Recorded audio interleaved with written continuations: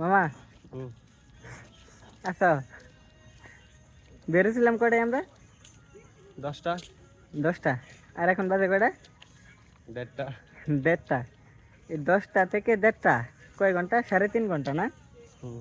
এই 3.5 ঘন্টায় আমাদের 10টা শর্ট ভিডিও কমপ্লিট হয়েছে। আর এক সপ্তাহের জন্য আমাদের ভিডিও দরকার মিনিমাম 20টা থেকে 21টা।